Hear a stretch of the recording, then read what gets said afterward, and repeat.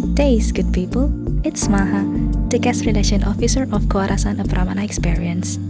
Now in today's video, we're gonna share how to make one of our signature cocktail called Kuwarasan Brizzy.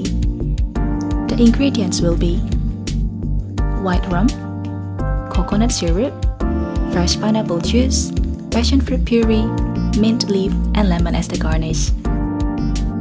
For our local friend, you guys might wondering, what if you don't have any white rum? Don't worry, you may use local spirits, or we also known as Arak, to replace it.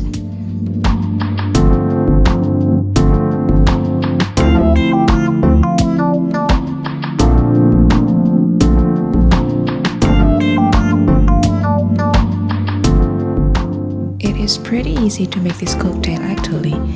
All you need to do is add all the ingredients and mix it well. If you don't have any pineapple fresh juice, you may also replace it with a canned juice. After all ingredients are mixed, put the mint leaf and lemon as the garnish. Well, just to be fancy a little bit.